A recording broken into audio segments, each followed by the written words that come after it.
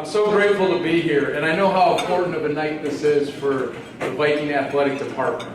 It's an honor. Jim took me around and showed me the campus, and it's just so beautiful. So I'm very grateful, and I want to make a special mention to Steve Swan, and Karen Swan is here. He was the vice president, and their daughters Melissa and Kristen. Steve, I was in second grade when I met the Swans, Steve. My father was the coach at Stevens Point, and Coach Swan was his right-hand man. And then when I played for my father at Wisconsin Green Bay, Coach Swan was the assistant. And he had a huge influence on my life. He was a man of character, a man of faith, and he was really important. So I'm so grateful that I'm here, and this means a lot. So thank you, Swan, for being here. So I got a call about 6 months ago from Jim Sturk, and he said, Tony, I have one very important question for you. He said, you were the head coach at the University of Virginia for 15 years. It's the university that Thomas Jefferson founded, the father of democracy. He said, my question for you is this: do you believe in free speech? And I was like, of course I do, Jim. He said, good, you're giving one on May 7th in Bellevue, Washington, and so here I am. I'm forever in debt to Jim. Jim took a chance on me when I was at Washington State. I had no head coaching college experience at all. And he took a chance and he believed in me, and he let me become the head coach at Washington State in the Pac-10. And you know, when you're a first-time head coach, you want to have an athletic director that leads like that. You talk about a man of integrity. He was a fierce competitor. He was fair, and he meant so much to me. And I actually found out when he coached the 9th grade boys teams last night at dinner, I found out that he got 2 technicals and got thrown out of a game as a coach. So if I have marginal foot speed, I mean, I never got thrown out of a game in my 20 years of being a head coach. As a 9th grade boys coach, he got thrown out. But we had a wonderful run at Washington State. We went to 2 NCAA tournaments, went to a Sweet 16, packed out the place. We were ranked 4th in the country at one time, and it was amazing. And Jim, I don't know if you remember this, but he actually hired my dad. He got my dad out of retirement. My father is a Hall of Fame coach, was at the University of Wisconsin, and had just taken the Badgers to the Final Four. And he was 3 years out of retirement, and Jim talked him out into coming out to Pullman and being the head coach there. And I don't know if you remember this, Jim, but at his press conference, he said this. He said, the most important thing for us, he said, is I have to recruit players that I can lose with first. And I don't think that's a way to probably move the fan base or sell a lot of season tickets, but really it's profound. My dad's known for his 5 pillars of leadership and program building, and I want to talk to you a little bit about that and just share my story, because I've been so blessed to have the career I did, and I would have never had that chance again without Jim hiring me. And I'm sure you were probably like, what am I doing, a few times, but it all turned out okay. But my dad, he's known for these pillars of leadership. And I want to tell you the story. NBA teams use them. We used them at Washington State, at Virginia. CEOs, corporations use them. And my dad was a man of faith. And about 40 years ago, this is 40 years ago, he said, somehow I want my faith to play out in my coaching. He was a great basketball coach. So he literally opened up the Bible, and he said, what would make for a great basketball team? And he literally found the first principle or pillar, humility. He said, those who exalt themselves will be humbled, those who humble themselves will be exalted. He said, a team that doesn't think too highly of themselves or is arrogant, they can be confident, he said, but they must be humble. A team that doesn't think too lowly of themselves. A team in a program that has sober judgment. They have an identity, they know who they are. You know, it's funny, I've been retired for 2 years, and sometimes when I watch teams play now, and I'll see programs, and I'm like, I don't think they have an identity. I mean, there's some of the best coaches, and I mean this sincerely, are at the Division III, the Division II, the high school level. And as I watch these programs, having an identity, humility, that's the first foundation of our program. Second pillar in our program was passion. It comes from do not be lukewarm, be hot or cold. Again, when we put our team together, we recruited guys that were fiercely competitive, We wanted that. Again, if you're in business, if you're in any kind of sports, you need guys that are truly passionate. And I don't think you can have all the talent in the world, but if you don't have fierce competitors, you won't be successful. And even along the lines of passion, we use this with our players. We said, don't grow weary in doing good, for in due time you'll reap a harvest if you don't give up. I think being faithful and that kind of mindset is huge. When I was a coach, this started at Washington State. We always take this door knocker. It had a brass handle, and before every single game, the last thing our players did before they go out on the court, we did this at Virginia, we had them knock on the door knocker. We just had that idea. Just keep knocking, because you never know. You get your foot in the door, you get your shoulder in the door, you're going to push it open. But that mindset of being relentless and knocking. And so then when our players end up graduating, and the cool thing is 100% of the players that I coached for 4 years all got their degree from Washington State and Virginia. So I'm so grateful for that. With that idea of passion. The third pillar was unity. And it comes from a house divided won't stand. And it's kind of that idea of what, my dad said at that press conference. He said, you better hire a staff, recruit players that you can lose with first. And I'll tell you, that's a truth serum. In all the teams I've been a part of, and all the programs, we really prided ourselves on being able to go and be with guys that you can lose with. And I think that will separate it as you go through it. Those of you who obviously have been in business or sports understand that. But just this idea of anything good that gets done is going to get done together. And we use this African proverb that says, if you want to go fast, go alone. If you want to go far, go together. And I think that's what I love about this level. I retired from Virginia. What the big-time level of college sports has gone to now is something that is more about me, and it's not about us. And that's why I love the time at Washington State, and that's why, again, what this athletic program is about, what all those, it has to be about those things.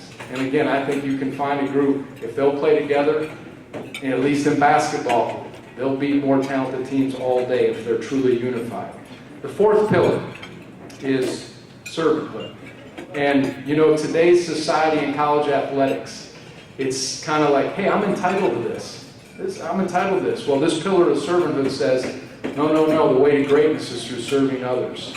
And so that was a huge thing. And again, that story is found in where my dad said servanthood. He said there's a story, the Last Supper, when Jesus washed the disciples' feet. He said to them, you don't understand what I'm doing, but if I'm your teacher, if I'm your leader, you should go and do likewise. And so we always talked about in our program, I learned from my dad, be a great foot washer. Serve your teammates, serve in your organization, and star in your role and accept that. And when you get guys that are bought into those pillars, magical things can happen. So I want to take you to the year 2018. It's March of 2018. I've been 9 years the head coach at Virginia. We had just won the ACC regular season conference. It was our third or fourth championship. We went 17-1. We set a record for the most wins. We won the ACC conference tournament. It was our second win. We were the number one team in the country. We were the number overall 1 seed in the NCAA tournament. We had been to an Elite 8. We had been to a Sweet 16. We were kind of the toast of the college basketball world. And it was kind of like, man, look at Virginia. They do it in a way, they don't have 5-star guys. They're a team that kind of values the things that I just shared. So we get the overall number 1 seed. 4 days later, we become the first team in the history of college basketball to lose to a 16 seed. You talk about going from the penthouse to the outhouse, so to speak. I mean, we became so criticized, so ridiculed, we became kind of the laughingstock of college basketball. And I'll never forget that game as we were driving back. We're in the bus driving back to the hotel. I'm already got a pit in our stomach. You talk about a bad loss in a public manner. My assistant coach says, you're not going to like to hear this, Coach Bennett, but we have to take our players back through the service entrance because there's been death threats on the team because we lost. And there's going to be police officers waiting for us. So we get back to the hotel, we go in the service entrance, and I remember sitting there in the elevator. There's 3 of our players, there's 3 police officers, and they have to walk into their room. Now, I was probably gamblers, you know how social media goes, but I remember thinking to myself, what does this suggest? We had the most amazing year, and we lost the game very publicly, but this is going to define who we are, who I am as a coach. So after that happened, went through our spring workouts, the first thing I did, and this gets to our last pillar of thankfulness, the first thing I did when we got together to start the next year is my wife went to a TED Talk. Do they still have TED Talks? I don't know, I'm so old. Is that, we all know a TED, I don't know if they do or not. I don't know if they even started in Seattle, maybe they did, who knows. But she gave me a TED Talk. She said, you're going to want to watch this. She said, I think you're going to want to share this with your team. So I brought our team into our film room, and I said, gentlemen, I said, we talk a lot about these pillars, about humility, about passion, unity, servanthood. I said, we're going to talk about this pillar of thankfulness, because this pillar of thankfulness means being thankful in any and every situation for the good things that we have, the blessings we have, but being thankful for what adversity is going to teach us. So I showed them this video, and there's a line in there, it kind of became our rally for the year that we won it. It says this, if you learn to use adversity right, it will buy you a ticket to a place you couldn't have gone any other way. And I said, fellas, follow me. So we got up out of the film room, we walked out to half court in our arena. We have a beautiful 15,000 seat arena. And there was no court now. This is in like August, before the season's even going to start. And I said, I want to show you something. I pulled a sheet of paper out of my pocket, and I burned the edges. It was parchment paper, and I had all 5 of those pillars written on them. And then I said, look closely, and I had every name of every player, manager, support staff that had ever been part of the program for the 9 years I was there. I said, this is the foundation of our program. I said, we are going to be scrutinized this year in a major way. I said, but we're doubling down on what matters. And we're going to be thankful for what this painful lesson has taught us. So I rolled it up, and we had a hole burrowed at half court. And I put the paper in it, and I sealed it with my foot, and I made each player go around and seal it with their foot. And I told them, I said, here's the thing. I said, I don't know what this season's going to hold. I said, but what I want you to do is remember what's at half court under the foundation. And when you come back 10 years from now, 15 years, or you're watching a game, and you're with your son or your daughter, or you're watching with friends, tell them the story. Tell them what's under half court. Tell them about those pillars. Because, yeah, they're a great way to build a very successful organization, a great team, but they're a great way to live. So the rest is kind of history. We had an amazing year. We won the ACC regular season again.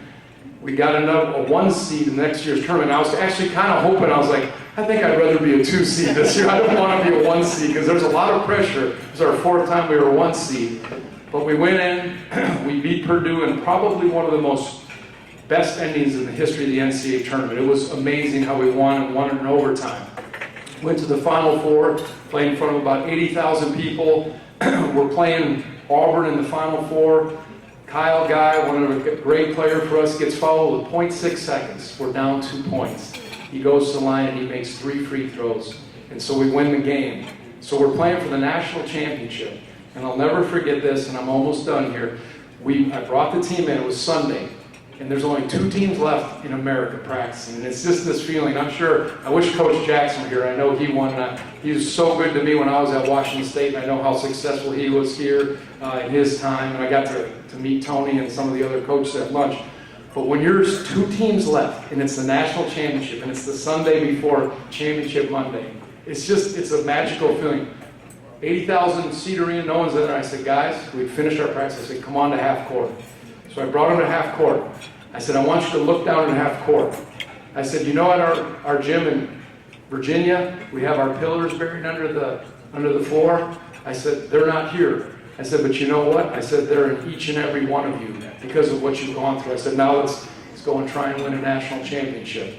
Well, then the rest was history. We won, hit a 3 with like 10 seconds left, then we beat Texas Tech in overtime and won the national championship.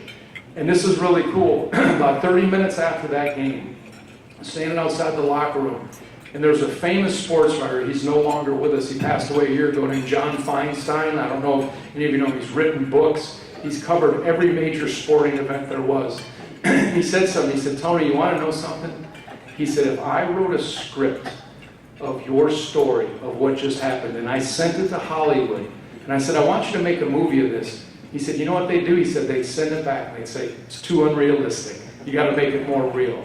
So I got to live that dream, and we did it in a way that wasn't common, and it was the best thing ever. And so when I stand in front of you, I know how important of a night this is I think, for this athletic department. I stepped away from coaching because I said I was a square peg in a round hole. The way the game has gone, the way the NIL, the transfer portal, I think it's good the players get some money, but I don't think anyone expected the pendulum to swing this far.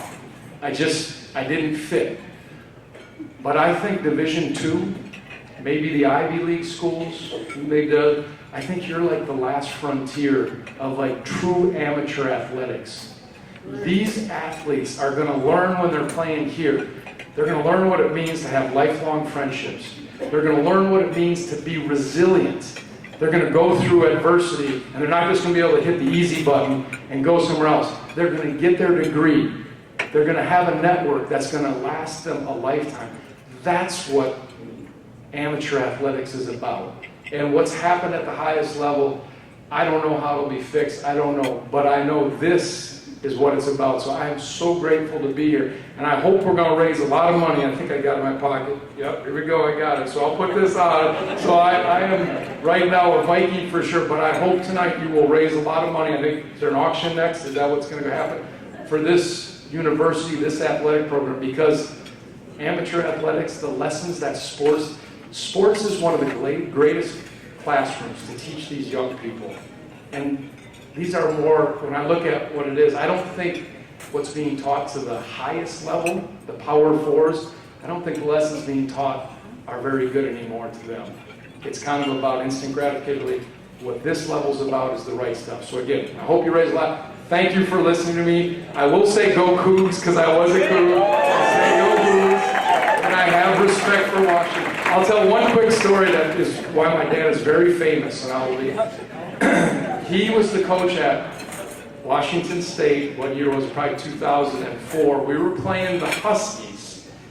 And the crowd, the Husky crowd, you guys are kind of nasty, I'll tell you that. They were getting on and they're saying, you guys will be, I remember they said, you'll be picking apples for us. You know, that was the chant they said to the Cougar players. They're telling my dad, your style's boring. You know, why'd you come out of retirement? And for some reason, my dad lost his mind for a second. And as the play was going down, he flips off the Husky crowd.